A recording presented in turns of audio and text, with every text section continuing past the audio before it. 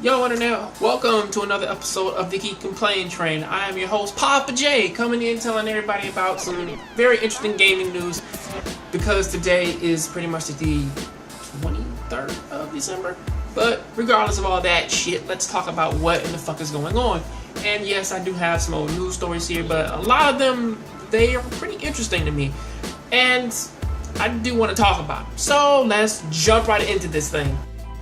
Starting this thing off, we have the RetroEngine Sigma, which runs at 4K, basically comes with preloaded games on it, and apparently it's supposed to be a secondary alternative to the NES Mini and the Sega Mini that's in Brazil.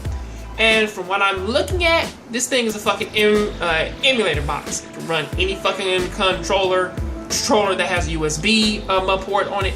Or at least like has a USB plug, which I think only has 2 ports on it, and it has a 3rd port on the back, which you can plug a wireless controller into. So most likely you have 3-player games there. So if you want to play 4-player, I think that's kind of the only negative to this thing, and that you can't play it online, from what I understand. And from how it's looking also is that this damn thing, even though it comes with preloaded games on it, you have the option to download other emulators and other files and put them up on this console or this little mini or at least little miniature box, and then basically break the fucking gaming industry in terms of like all this replay value shit, like below Super Nintendo maybe. Below PlayStation 1 or PlayStation 2 maybe. Which kind of makes you think, if something like this exists, I think there may be some problems in the future because it's looking a little bit too good. But then again, you know, most people nowadays if they know anything, like they probably may like already have half of these fucking emulators up on their old fucking PSP and shit. So, you know, or like that they modded their handheld to do half of what this console's doing. So again, not necessarily bad, but still it's something that's like, this isn't looking so good. But until then though, that's this story. Let's move on to the next one. This one I should probably make its own thing, but I don't really feel like it, because again, this one necessarily isn't gaming news, but it's something that kind of rings hollow, or it's like it sings to me a little bit. And it's some showrunners are banning rape as a plot device in their shows. And if you kind of scroll through the article, it comes to something which that it's like, wait a second, some of these series people are just kind of just throwing rape around to kind of be shocking. And yes, we all know that it's bad, and we all know that it's terrible, and we know that you can't really use that as a motivation for every character. I mean, again, I'm gonna drop some truth on everybody. You can use rape in a story, like in a very interesting way. Now, I only have about 2 examples of that. Well, off the top of my head, we have Lockdown, a movie which that was about, just about any fucking prison movie. And even you look at Boondocks, you know, with them handling rape and that sort of, or at least like male rape and that sort of thing. It's fucked up that I gotta say male rape, but still, you look at that, or these prison rape, you look at it like in a very interesting light. The only real character that I can say that actually benefited from being raped and actually came up powerful from it is Guts from Berserk. A lot of people, they don't even know that say that pretty much this gigantic man with this big ass sword, who pretty much kind of has been fighting all of his life, and man can kill demons and shit, and has been branded by the fucking devil, was raped when he was a kid.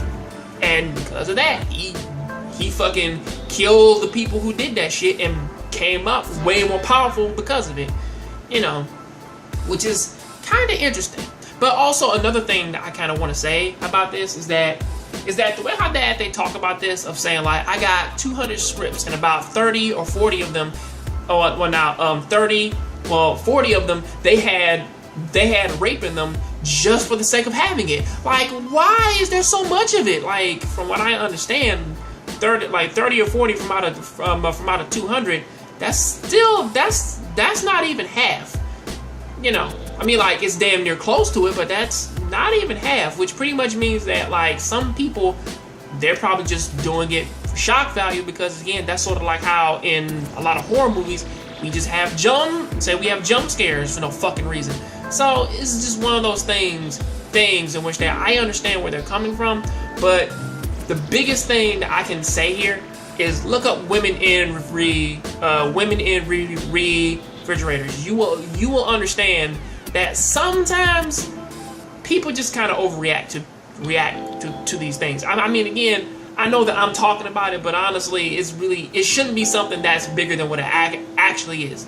Remember, women in refrigerators, and look at how people overreacted to that shit, you know, and pretty much they kind of had to coin another term to kind of refute that one, which is dead man defrosting. So look those two terms up. And finally, the Nintendo Switch will run GameQ Virtual Console games, says a anonymous report. Now again, we all know that this shit's old and whatnot, or at least like it's about a few weeks old, but still, you gotta think about the mindset then, which was that the Nintendo Switch, it's not bad. It's gonna run all these games on it. It's gonna run all of your favorite games. It's gonna run all of them. And you think about it, it's like, no, it's not, because again, it's a very underpowered, underutilized console, and people are now trying their damnedest to try and push this fucking console, such as well. Now the Nintendo Switch is going to be able to run Unreal 4 with no problem, but the question still remains is that this damn thing is half as powerful as the consoles that we have today. My fucking PlayStation up on the fucking TV right now. I don't have a Pro. I have a basic ass PlayStation 4. And you think about that and it's like, wait a second. If my basic ass PlayStation is good enough to fucking like get me through this generation alone, you know, without even having a fucking Pro.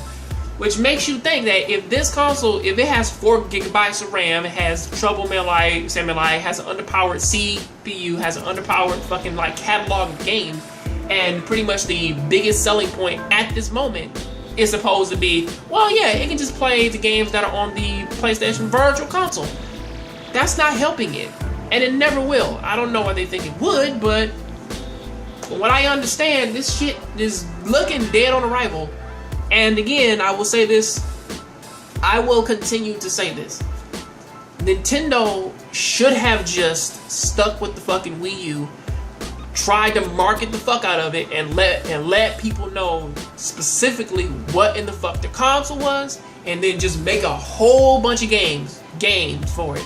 Because again, at this point, you're kind of walking that tightrope in which that Microsoft is walking now, in which that we have a premium console coming out, it's going to be this much, it's going to have all this, going to get all these graphics and shit. But then you think about it and it's like, what the fuck is enticing me to buy it? Nothing. The PlayStation, I'm really happy that the PlayStation experience came, because it did actually kind of show that the competition really just don't want to make games anymore. I mean, again, like, you look at Microsoft, it's like, what other games do they have that's kind of enticing people to buy their fucking console other than maybe Dead Rising 4, which I'm not even sure if that's, I think that one's exclusive on Xbox. I could be wrong, but I think that's also on PlayStation 4.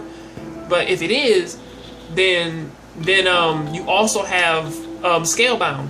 But then again, you look at Scalebound, it's like, I kind of have this Titanfall question. Once that's out, what else do they have? I don't know. Maybe Prey?